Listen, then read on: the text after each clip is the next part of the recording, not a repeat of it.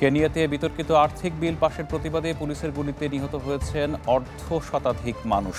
শান্তিপূর্ণ বিক্ষোভে পুলিশি সহিংসতার নিন্দা ও প্রতিবাদ জানাতে সঙ্গীতকে বেছে নিয়েছেন দেশটির শিল্পীরা।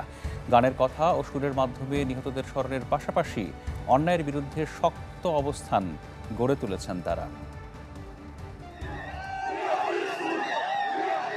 গেল জুনে বিতর্কিত আর্থিক বিল পাশের প্রতিবাদে বিক্ষোভ ছড়িয়ে পড়ে কেনিয়ায়। কর বৃদ্ধির প্রতিবাদে সরকার বিরোধী বিক্ষোভে রাজধানী নাইরোবি সহ দেশব্যাপী বিক্ষোভে নামেন সাধারণ জনতা। এতে পুলিশের গুলিতে প্রাণ যায় প্রায় অর্ধ শতাধিক মানুষের। শান্তিপূর্ণ বিক্ষোভে পুলিশি সহিংসতার নিন্দা ও প্রতিবাদ জানাতে সঙ্গীতকে বেছে নিয়েছেন দেশটির শিল্পীরা।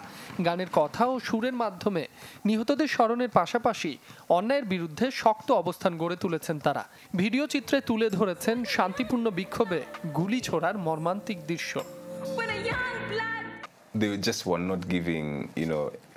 গানের কথার মাধ্যমে অন্যায়ের প্রতিবাদ জানাতে আমরা সঙ্গীতকে বেছে নিয়েছি।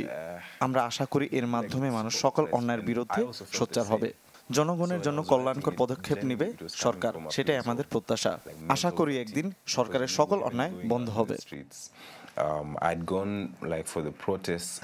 কেনিয়ার জাতীয় মানবাধিকার কমিশন KNCHR এর তথ্য মতে জুনের মাঝামাঝি থেকে বিক্ষোভে 50 জনেরও বেশি মানুষ নিহত হয়েছে, আহত হয়েছে শতাধিক।